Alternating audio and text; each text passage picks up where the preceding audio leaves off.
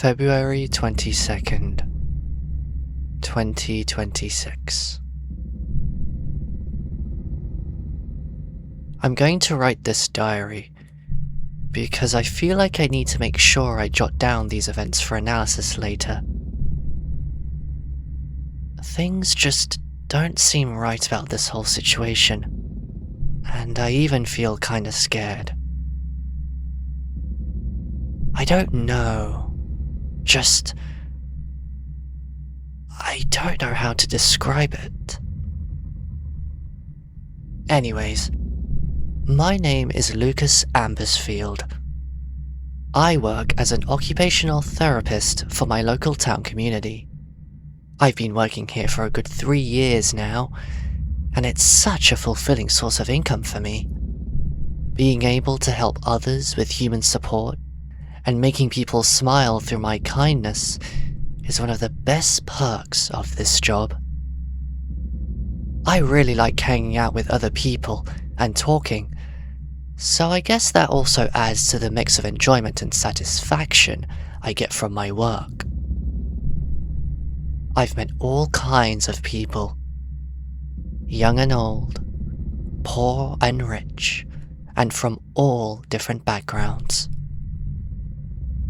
Yet now, for the past few months, my scope of care has been shrunk to one specific person, who I now take care of and have taken care of for the past 3 months.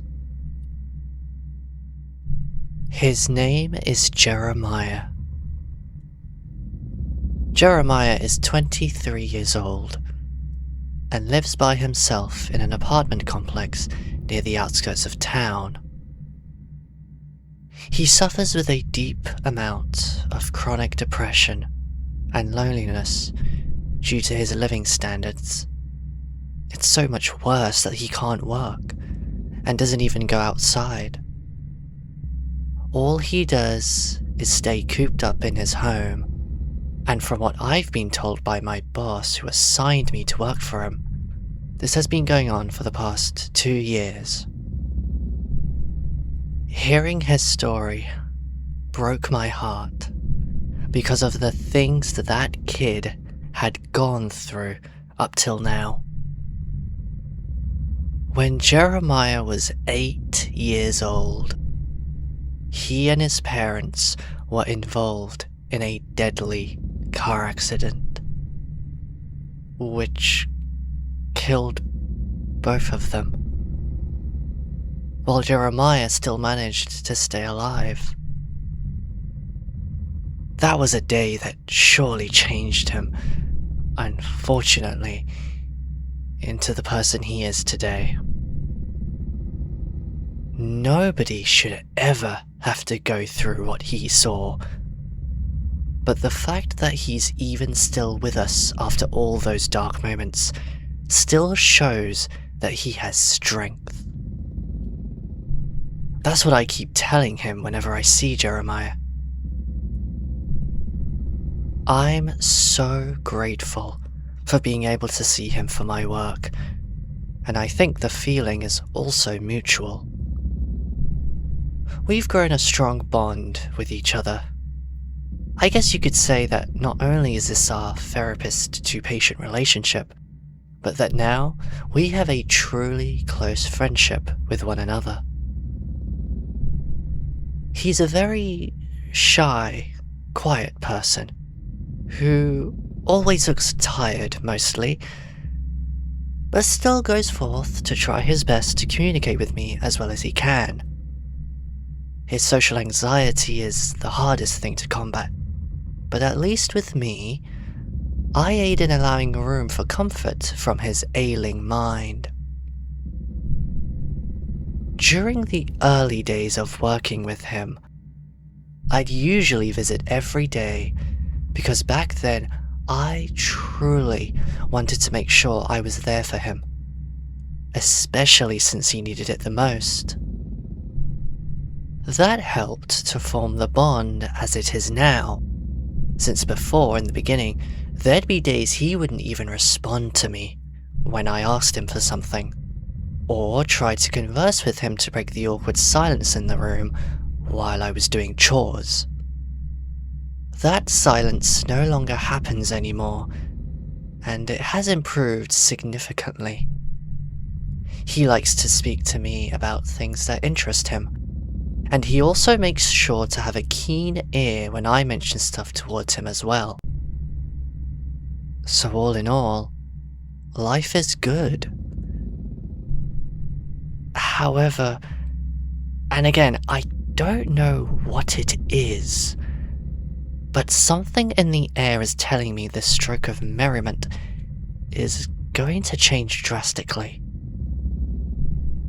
I'm going to be visiting him tomorrow for my job, so I'll update with whatever happens during this time in the next entry.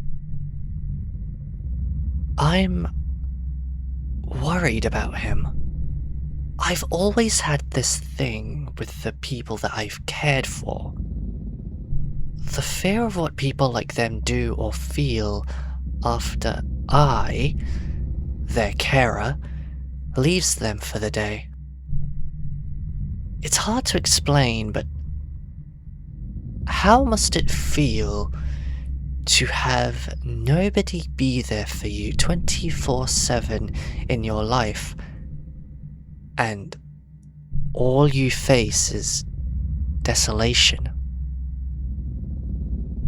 I mean, I also live alone, but I have people like my family and friends who I still speak to. Jeremiah doesn't have that sort of communication on a daily basis, although you could say he used to when I'd visit him every day. I'm only allowed to visit him once every 2 days now, due to my policy at my job. So, I can't wait to help him out tomorrow.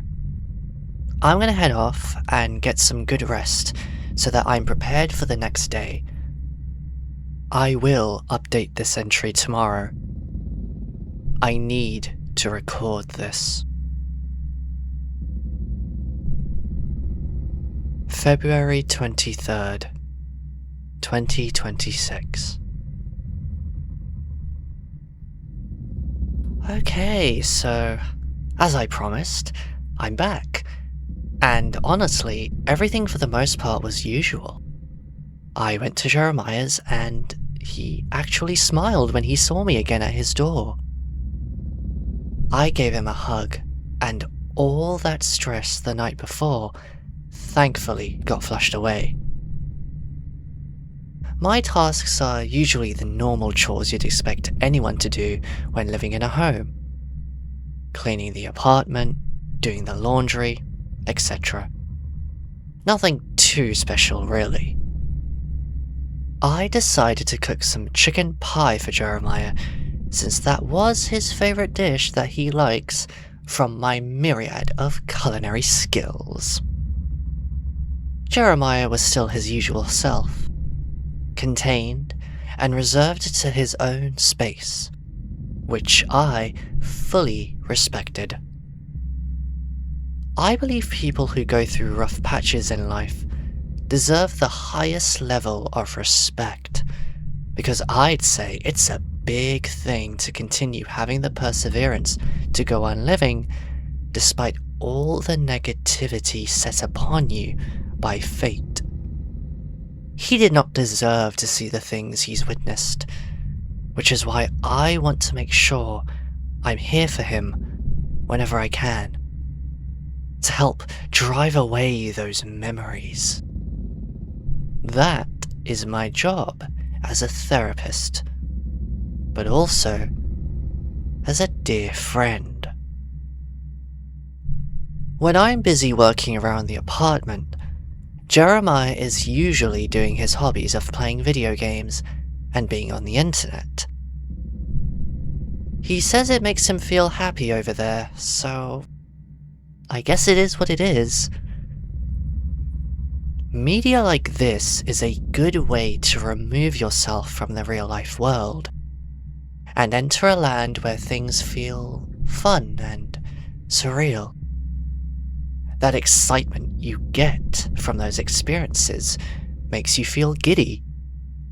And many an occasion have I seen the lad discuss with me about his favourite gaming memories. Just seeing him smile warms my heart, really. Still though, there was one little occurrence that struck me as odd today. Not too bad, but just weird, I think. A little different to the norm.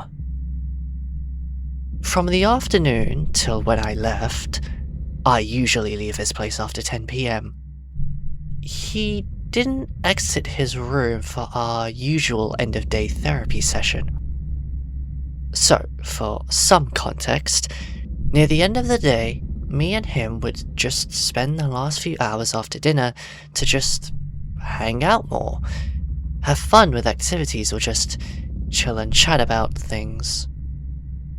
Because I'm usually busy during the day with caretaking chores, I don't get to properly sit down with him to talk about his mental well-being, which is the most important part of my services towards Jeremiah. This is usually the time when I use my vocal therapy the most to support him. Just discussing how he feels, any questions or concerns that he has, and also just talking about positive stuff to keep him motivated in his life. However, today he didn't come out for that. He didn't even want to have dinner with me tonight either, taking his food into his room. I knocked on his door and let him know about our usual hangout plans, but he just said,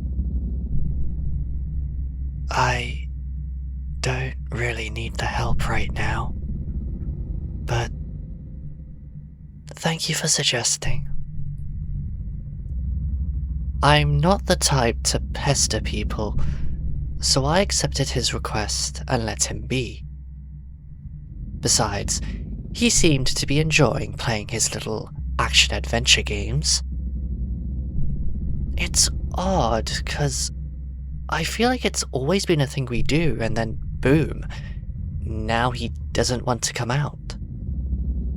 This has never happened before in the times we've known each other, and usually he sets aside his time for me at the end of the day.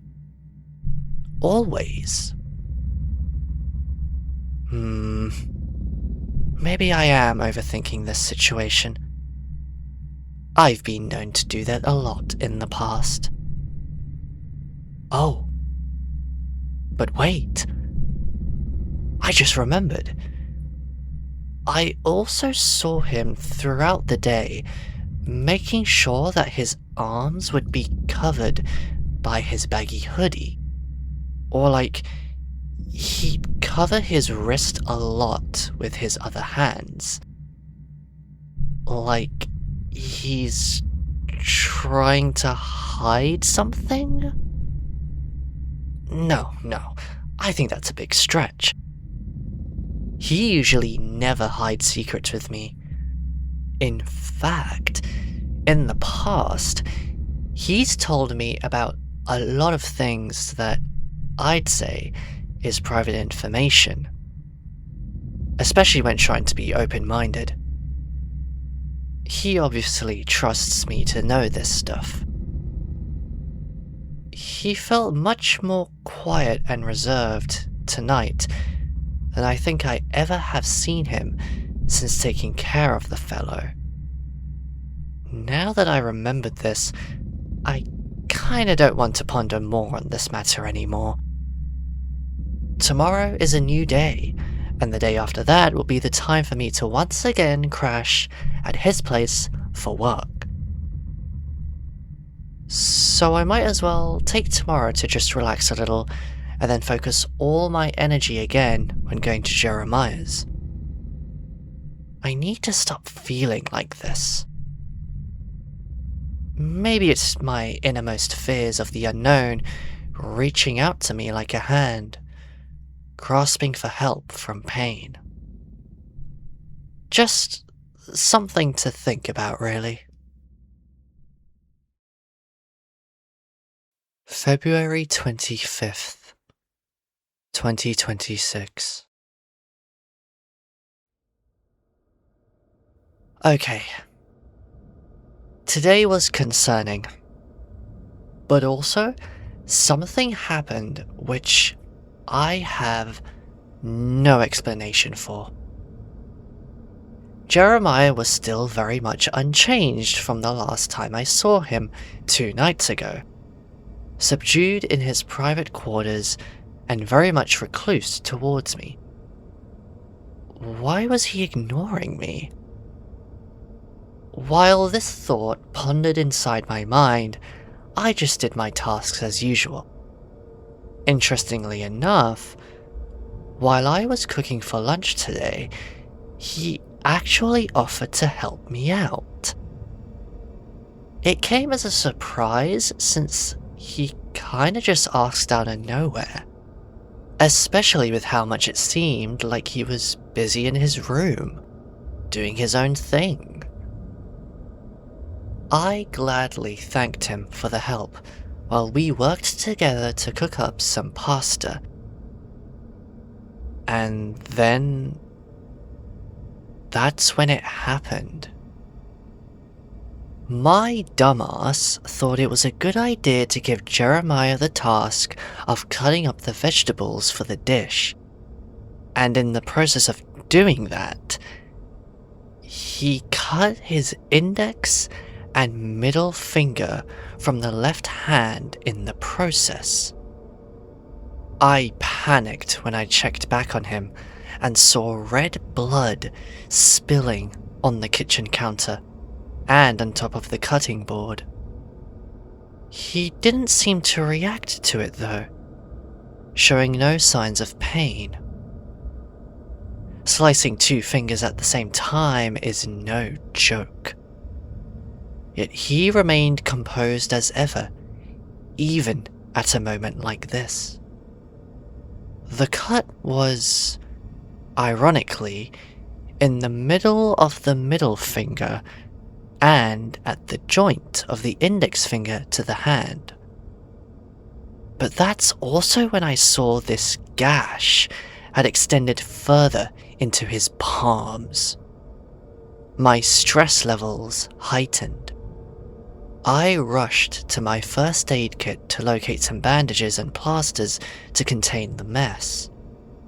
I immediately took him to the bathroom like a toddler to wash off the blood, and just decided to bandage up his entire left hand. But here's where things get bad.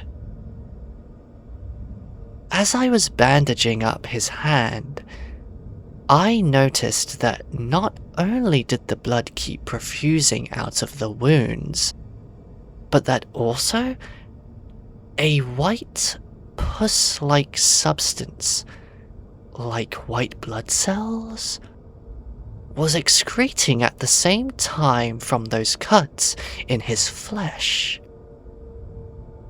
Even when plastering the rips in the skin, they kept coming out, like a slow flood, refusing to stay trapped inside his body.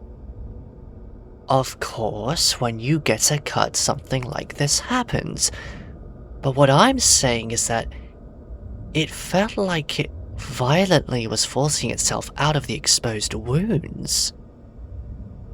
The bandaged hand would leak with blood and pus dripping out like a witch's cauldron. In all of this chaos, Jeremiah remained as mute as ever. He didn't look like he cared. I told him to stay in the bathroom since I really didn't know what to do, and I also still needed to take care of the kitchen. I don't even know how I managed to finish cooking lunch while this was going on. But after I did that, I looked back and stared at the bathtub. 1/4 of the tub was now filled with a pink fluid, a combination of the flooding blood and the scary white pus that emanated from his scarred hand. The bandages and plasters did nothing. My mouth was agape. I had never seen this much blood before from someone, and neither could I explain how this was normal. And yet still, Jeremiah was silent through it all. The rest of the day going into nightfall, we stayed in the bathroom, quiet as a snail. We just stayed there for hours doing nothing. By this time, his hand finally stopped dripping out that stuff. I then took my opportunity to clean the bathroom after this, trying to get rid of the stains that had been made out of this wild accident. Thank God it was washable, because I wouldn't have been surprised if it couldn't be sanitized. We had skipped lunch through all of this, so we were both considerably hungry for the night. And so, we ate pasta for dinner. It didn't taste good. My mouth felt so disgusted and twitchy from the events today that I just didn't have an appetite now. I still don't have an appetite even back at home. Jeremiah also looked like he wasn't having it either. So much for a nice meal. After a long time of muted speech, he finally spoke up and asked me something, with his eyes staring at the poor plate of pasta beneath him. "Do you hate me for who I am?" This may sound corny, but I wanted to cry as soon as he asked that question. Sometimes he does have a knack for thinking existentially and lamenting his existence to me in a way so serious. I believe he is too hard on himself most times, as if everything is his fault, or that he's a burden to others, and so he needs to apologize to me for it. I answered no to that question, and told him that he meant a lot to my well-being.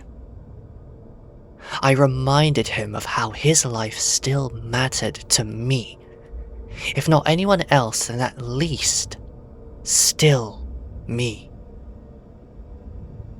When Jeremiah's parents died, of course, he became lonely after that with nobody to look after him.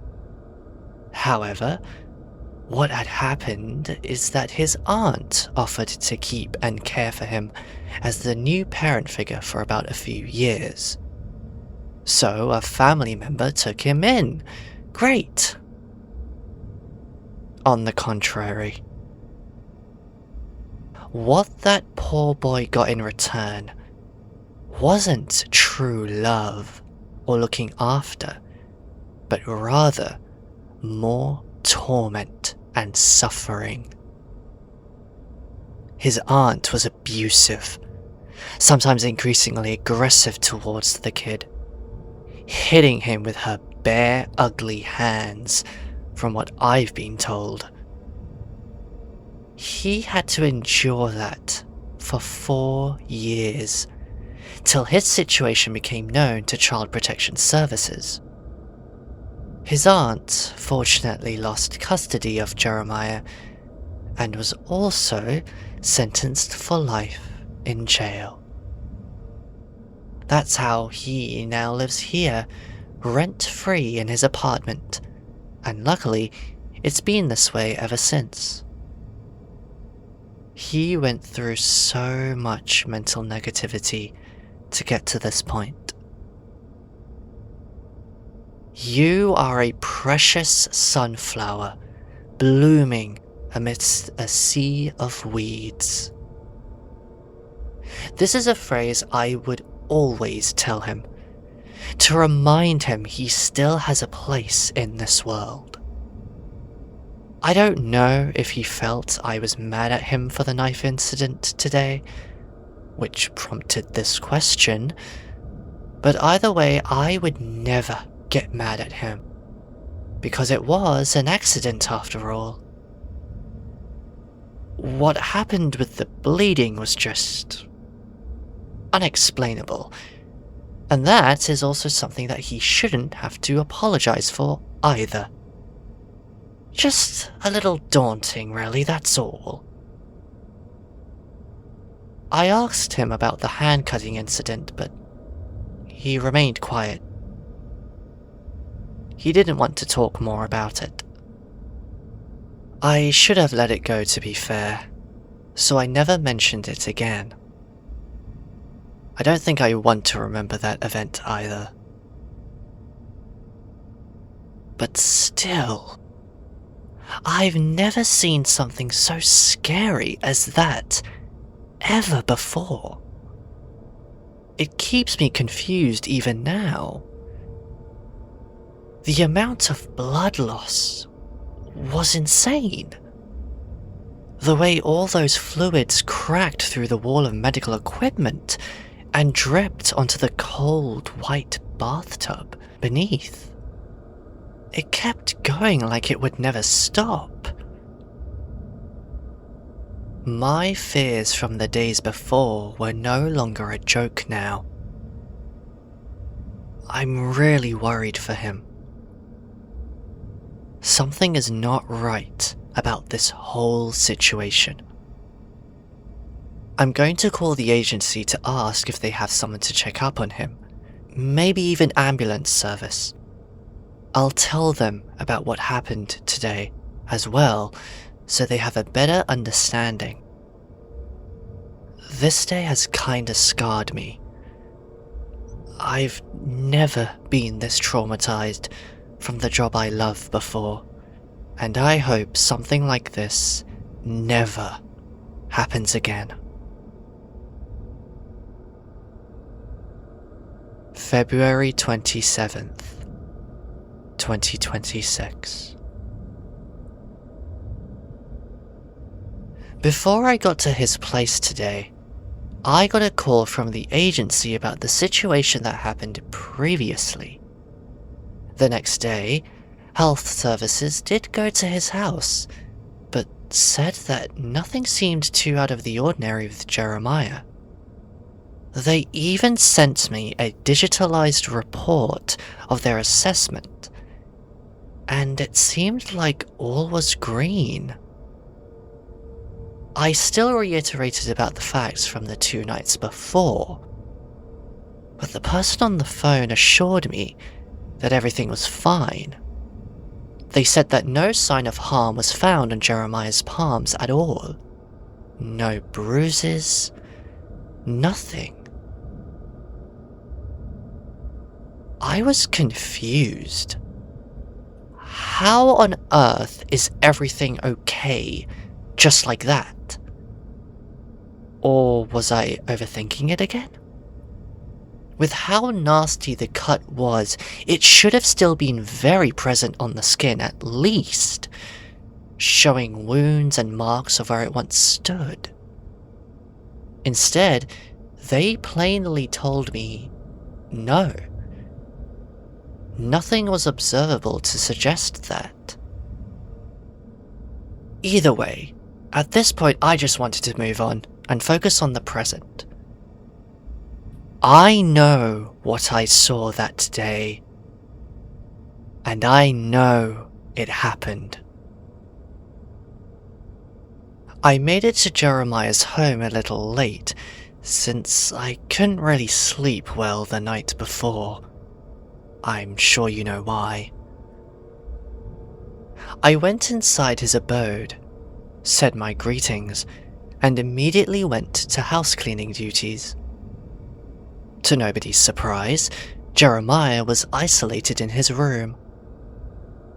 At some point during the day, I did ask him to come out and show me his left hand, and it did seem like his hand healed from the nasty cuts.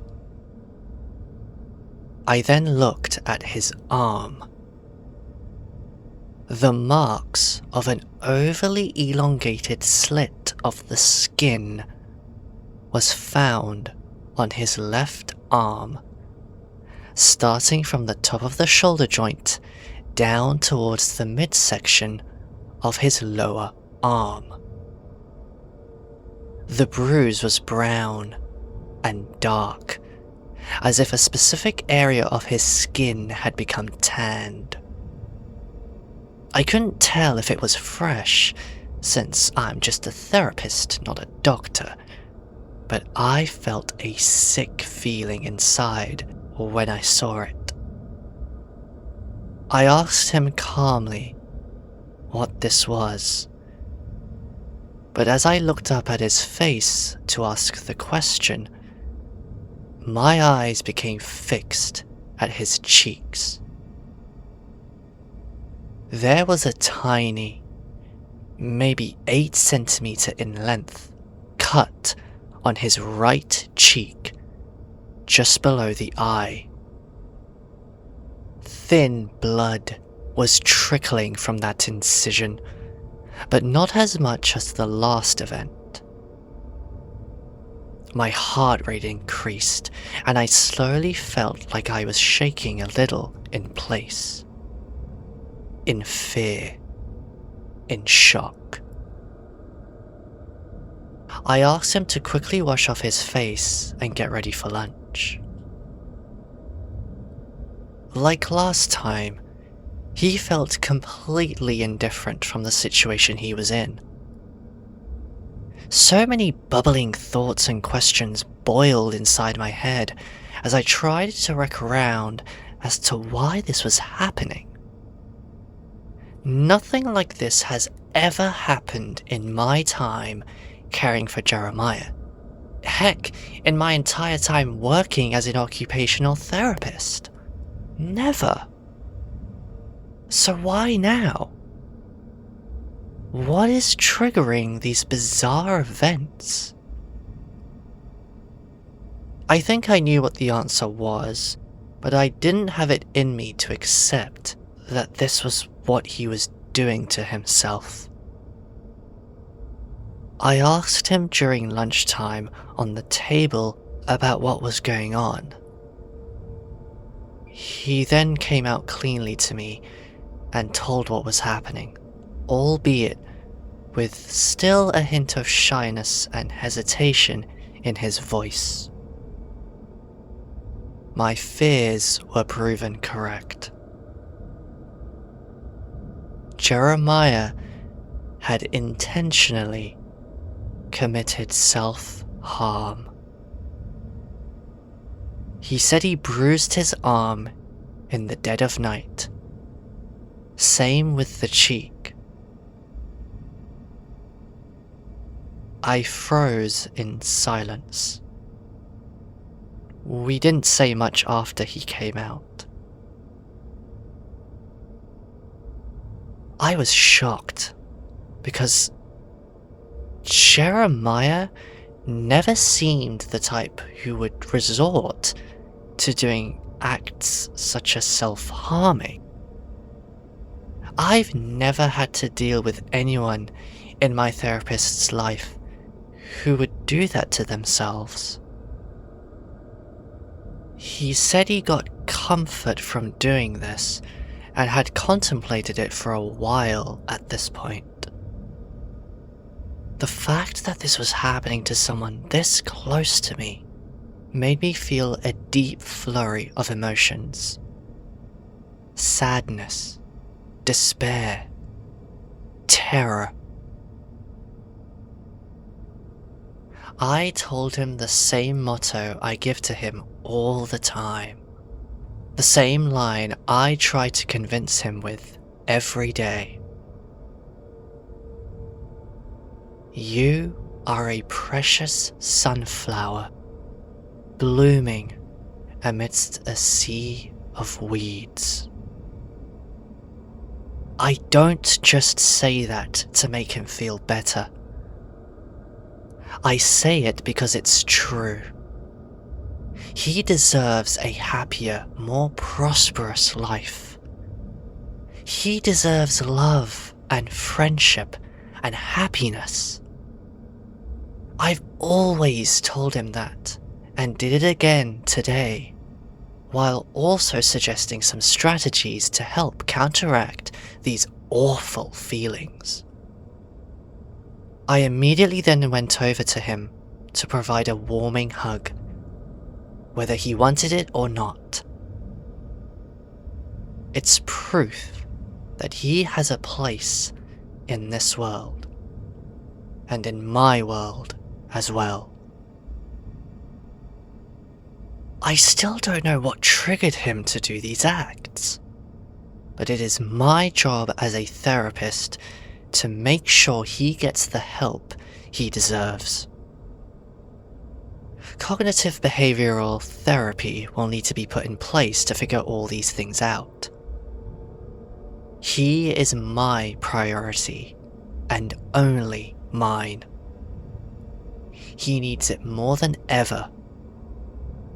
In a way, I got solace from the fact he told me these things, because at least now I know how to better approach taking care of him. I need to make sure that I can provide a better space to get him out of this scary dark problem. Nobody should ever have to do acts of violence towards themselves the way he did it. It scares me even more though, because that means that maybe on the 25th, he cut his fingers and hand intentionally. Come on me. I should have maybe realized it then. I need to do my best to make sure I can snap him out of this mindset. It's a really scary situation for the both of us, and it's definitely the hardest point of my career right now as well. I need to make things right for him, for the betterment of my dear friend. I'm gonna try and see if I can get to his place every day from now on, since I believe he needs constant surveillance to prevent more episodes of self-harm. God, this is seriously impacting my health. I have a pounding migraine at the moment. I gotta lie down. March 1st, 2026. I'm not happy today. The days keep getting worse. So, firstly, I was refused the ability to go to his place every day since it violates the policy at my job. And secondly, today's session with Jeremiah was even more stressful. As soon as I opened the door today, I saw his arm.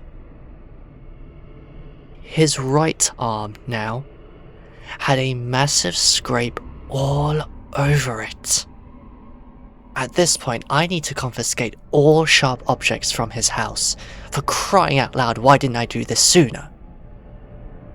I immediately sat him down and started my therapy session. Cognitive behavioral therapy, or CBT, revolves around 3 specific components: thoughts, feelings, and behaviors. How we think about a situation will affect our inner emotions and feelings, which will then in turn affect how we act and behave. Identifying these components is the main goal of this therapeutic strategy, so that I can provide a better sort of game plan to remove this negativity from Jeremiah. I wanted to find out what had triggered the self-harm. Was it self-hatred? Feelings of worthlessness? Jeremiah looked very tired today as well, like he barely slept the night before. He said he hadn't slept at all the previous night when I asked him. What he told me today was something I did not expect to hear from him.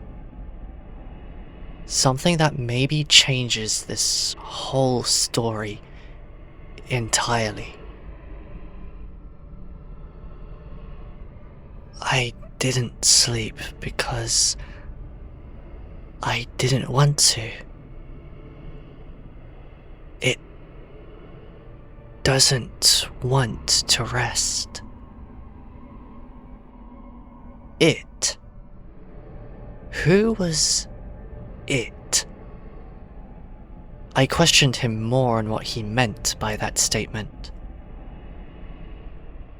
He's the person I speak to when you're not around. I don't know how to describe him, but he appears to me in my head. An I that talks and is irresistible to look at. He tells me it's okay, that I should keep doing it. He likes me when I do it. He loves me when I do it. It's okay though, 'cause it doesn't hurt. Trust. This was a daunting revelation that really caught me off guard. Something was making him do this? This felt like it was beyond even my expertise, since I'm not one to believe in supernatural occurrences. But if what he told me is true, then that's what we're dealing with. I was stumped, and also terrified at what this boy had to have been seeing from his perspective. I told him that what he was doing was wrong, that it does hurt to do this to yourself. Not only does it hurt you, but it hurts the people around you in a psychological way. I also advised him to sleep promptly today at 10 PM sharp, no matter what.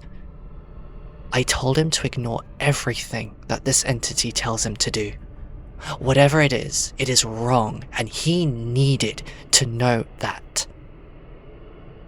I reminded him again about the people he needed to know that truly cared and mattered to his life. Me. Not some supernatural demon that only his mind conjures. As soon as I said these things, however, a terrifying sight became apparent to all in the room. The long cut in his arm began to unnaturally open slightly, resulting in a flood of blood oozing out from the wound. It was just like before, but this time much worse. I was mortified by what I saw in real time. How the blood slipped through the openings of his broken skin. I panicked as I rushed over to stop the bleeding, once again leading Jeremiah to the bathroom. I also noticed something even more eerie, as some of the blood that came out looked as black-toned as ever. Necrotic blood. Pure, dark, pitch black. I washed away as much of the mess as possible, and at the same time attempted to contact 911 immediately. In a short while, they successfully managed to arrive at the scene to help out, luckily taking away a sliver of burden to my already exhausted self. This was horrible. A nightmare that was real, right before my eyes. All this time, Jeremiah was silent as always, with no emotions in his face. It pained me to see this side of him, just plain and jaded. The fact that the bleeding happened again right after my therapeutic private talk shows that this was intentional. Something else is interfering with me and Jeremiah's life. As crazy as this sounds, there was a thing in that room that shouldn't have been there. Everything has changed. This is something far more worse than I could have ever hoped to have imagined. I don't care anymore. Fuck company policy. I'm going to stay at his place from now on. This is more serious than it can ever be, and I need to be there for him the next time he wishes to harm himself. After today, I removed all sharp objects like knives from his house. He needs human love more than whatever this unearthly manipulator has him in a stranglehold. What is the extent of this being's power, I wonder? And how did it manifest into Jeremiah's world as a thing that physically interacts with him, or mentally interacts with him? The world truly is a terrifying place, filled with mysteries. March 2nd, 2026. Oh, God.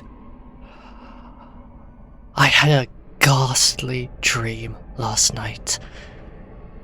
It was a vision where I saw Jeremiah standing above, with a background of ominous red fog.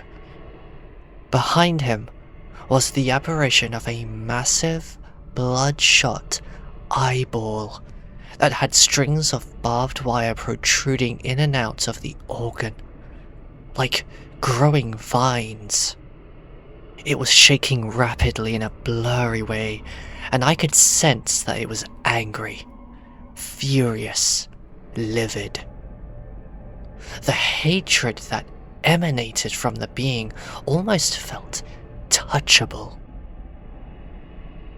I then saw Jeremiah holding a bloodied knife stained in black fluids, and watched in fright as he, without any hesitation or care in the world, slashed the skin of his arm right from the palms of his hands and straight to the end of his arm, ending at his upper chest.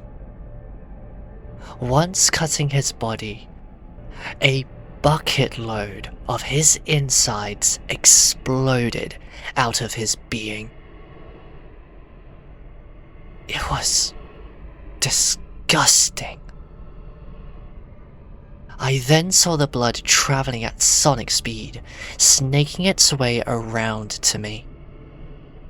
His blood soon began to envelop my body in this tar-like substance. I was drowning in it. I screamed and shouted for help, but to no avail. I just saw the eyes staring me down in satisfaction for my pain. and Jeremiah, grinning with black, hollow eyes. That's how I then woke up today. I shouldn't have been here today, but I no longer cared. I rushed to his place and slammed the door open to his home, along with my suitcase of belongings, since I am now moving into his apartment. Nothing felt out of the ordinary till I then reached his room. It smelt awfully wet and stinky. I forcefully entered the room, where I then saw Jeremiah stuck up onto his bed. He looked even more beat than I'd ever seen him. Around the walls of his quarters there were these weird, mushy, yellow-stained textures that looked like veins attached. What on earth was this? I wondered. My hands were truly tied today. I started by giving him some food and water. He luckily was able to do that, but still very slowly. I just gave him a simple toasted bread, since I don't have time to make anything fancy. I then worked my arse off to clean his room. While working, my attention would always slightly turn back towards him, as he lay there in the bed, just defeated. One minute he could be attached to the bed, and on another, he could have just been standing upright, holding that knife in his hand, just like the vision I saw. This thought was always in my brain as I did my tasks today. This evil sort of power is impacting my mental state too. Can I also just add that, my god, was the weird veins on the wall hard to clean off? They were stuck onto the walls like 1,000-year-old bubble gum, and I really had to put all my body into washing that filth off. Luckily, it was just his room. But again, the question remains. Why? What is this? Everything in the span of a week has just turned upside down for us. The smell was hard to get off as well. Had to use a whole bottle of air freshener, and even then, little traces of it remained. Luckily, the draft I created by opening his window helped to fully remove the stench. By nightfall, things began to simmer down. Jeremiah had fortunately been up and running, having a walk inside his apartment from one end of the corridors to another, headphones in place. He didn't seem to mind that I was staying at his. It's for the best, and I hope he realizes that too. Just what are we truly having to deal with right now? A demon? A possessive spirit that makes him do these acts? Or just something entirely different and illogical? Just as this thought raced my mind, Jeremiah suddenly sat down in front of me and looked as if he wanted to talk. I promptly got myself ready to listen to what he wished to say. Why do you care about me so much? What is it you seek from me? What if the things I do, I get for comfort? Nothing is wrong with what I'm doing. The scars are a part of us all. It's normal. We all experience it and are nestled within it.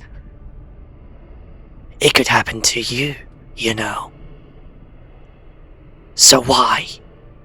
Why don't you just follow the crimson tides and bear witness to the everlasting gaze of his magnificence, Lucas? You're not here to help, are you? You're here to deter me from the truth. To keep me from understanding the true nature of this world. It can take me away to a better place than this filthy planet. Maybe that's what I want.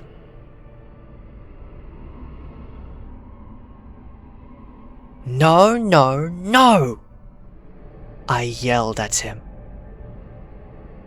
Jeremiah, what has happened to you? Please just tell me so I can help you get better. Do I need to call more people to help out? Don't you still care about what we already have? I have already told you so much that I care for you deeply on a personal level. You're my bestest friend in the world. I love helping you out when I'm here, keeping you going despite everything you faced up till now. I know there's still that part of you left in there. Please just listen to me. You can overcome this. You can. You have to. Some dark force had corrupted his mind to do its bidding. By feasting on this poor man's psyche.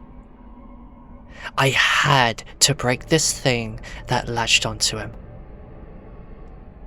Jeremiah suddenly tweaked and got up as he tried to do the next best thing, since he didn't have a sharp object on hand.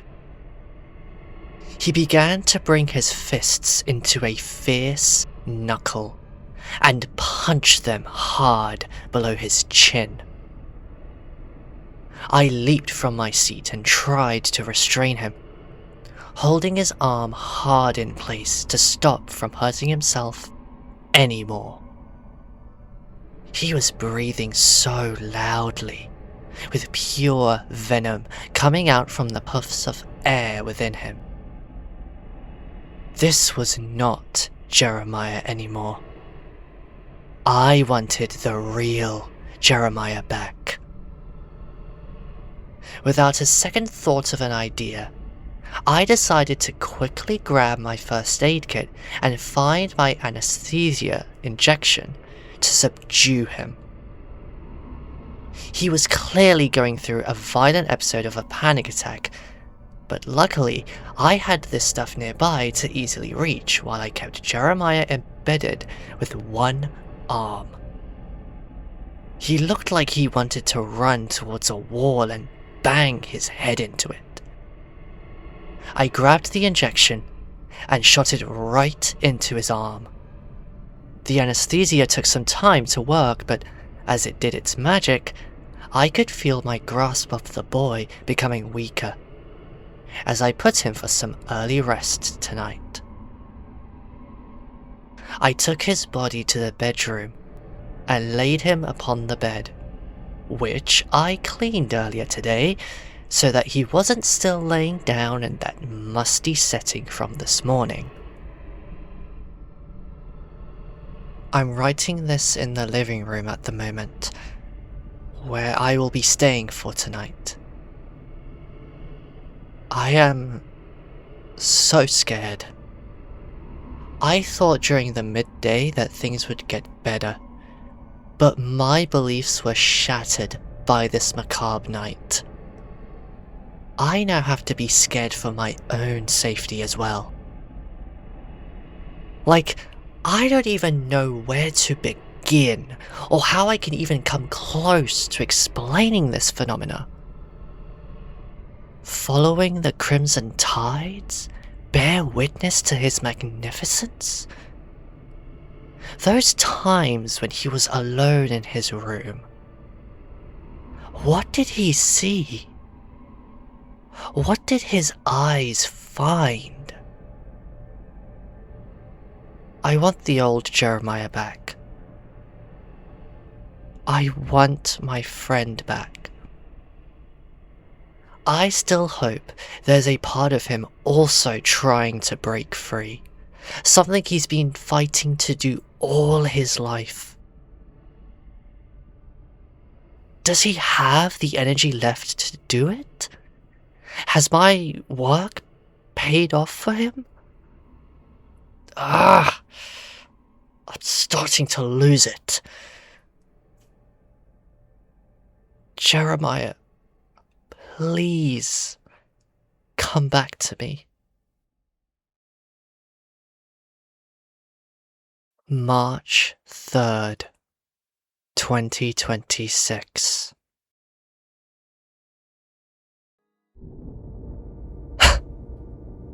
That's it. It's all messed up. Everything's fucked. Today has been a day that will forever change me as a person from here on out. I myself am no longer the same person from when I first started this diary. And I'm afraid I'll never come back. I'm struggling to even contain myself whilst writing this entry. Yet I also somehow still have some control to be able to add a further segment to this twisted story. I woke up pretty late today, around midday, to the sounds of weird churning flesh, coupled with the sounds of vibrating, beating veins and slush. The apartment smelt vile, like raw meat. In the background, a monotone and quiet moaning sound could be heard, coming from Jeremiah's room. I had even forgotten the events of last night where I had to subdue him and put him to rest forcefully myself. Which is something I've never had to do in my life, by the way. I obviously have been trained for it before, but never had to practically use it. I approached his vicinity slowly. With every step, I felt more and more panicked and afraid. The disgusting, twitchy sounds of blood pumping, and the ambience of things crawling under skin, became more boisterous the closer I got to his bedroom door. I slowly put my hand onto the door handle, but then rapidly twisted the knob and forced open the gates. In place of Jeremiah on his bed was now a thing that looked far less human. He looked messy, dilapidated, bloated, yet also skeletal. Most of his body was filled with scrapes and cuts, from which blood and pus and black fluids all came out through. Just like in the previous events from days gone by, they kept coming out from the holes in his skin like a flushing waterfall. Some of the excess coming from the scars looked more semi-liquid and solid. Frozen waterfalls of mushy, old flesh. The cuts were everywhere, including his poor, innocent face. It was a hideous sight to behold, seeing those marks on his cheek, with that foul stuff coming out of him freely. I saw his eyes as they stared back at me, and saw tears flowing through. His mouth seemed to be numb as he couldn't move it. I started to cry like a madman. How did this happen behind my back? My attention then went to his numb arm, where I then saw his right hand. He was holding a weapon, a dagger that I'd never seen before.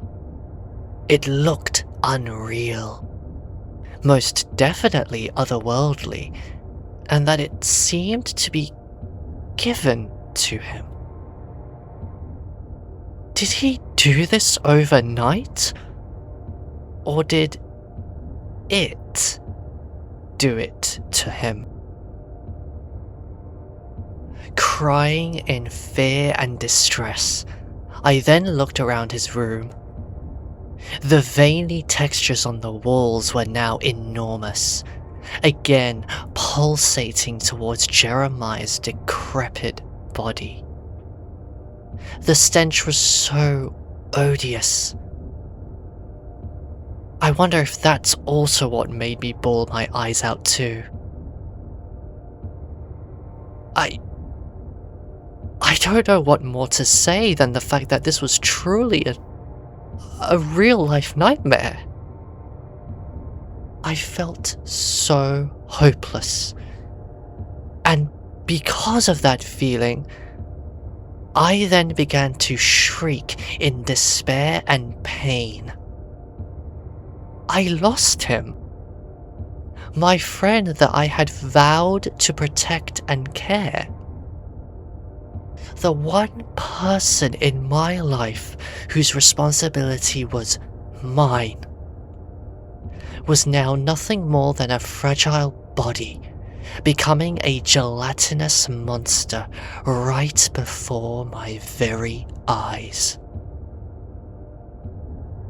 Suddenly, out of surprise and shock, a wound from one of Jeremiah's legs exploded, releasing more viscous blood. It then travelled towards me quickly, just like in that dream.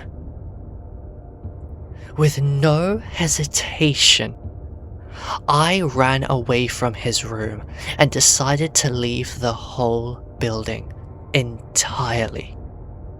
I locked his apartment so that it wouldn't find a way out, and left. No hesitation left. I just ran. Ran as fast as I could away from it all. I abandoned him. A guilt that shall now be ingrained in my conscience forever. So yeah, I'm back at my home writing this at the moment. I don't know what's next now. I am still crying at the thought of what his image had become. Those tears in his eyes. What was he thinking? He may be screaming inside his mind right now, begging for help. And here I am, resting comfortably in my own home.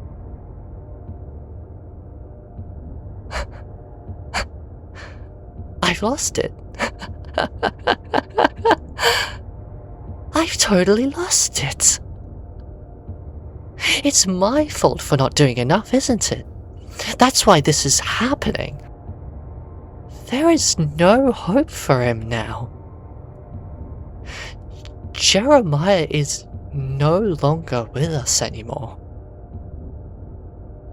He's being overcome by evil forces, little by little transforming him into a mass of inhumane terrors. and I can no longer do anything to stop its spread.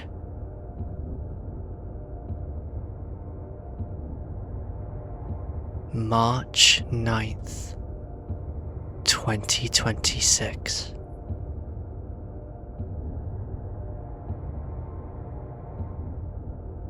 I have not visited his home in 5 days now. I've been secluded in my own abode, not going outside or even taking care of myself anymore. Haven't eaten much or drank water or slept well. I am a bad person for not having done enough. What makes it worse is that I've tried to blank away any thoughts of ever knowing who Jeremiah is in my life. Trying to forget the trauma of what has happened these several days. Awful, I know. But don't worry, 'cause I always fail. His gross, monstrous image would always come back to me sooner or later, staring me down. You know what I did today, though? I decided to go back. Let me correct the starting sentence to what will be my final entry in this diary of events. I have not visited his home in 5 days. Until now. Today.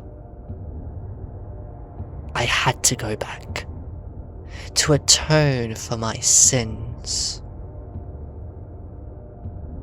I opened his apartment door and found that his whole home changed. The walls were no longer solid, for now they were all wet and soft.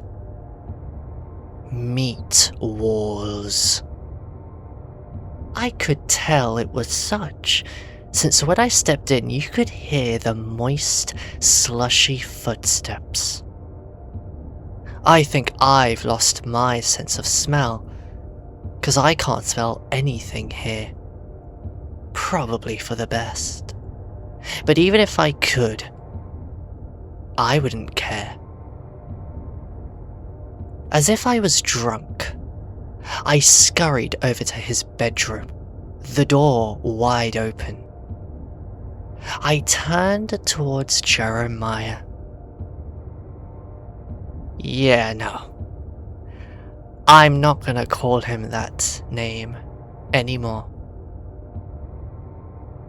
The name Jeremiah died 5 days ago.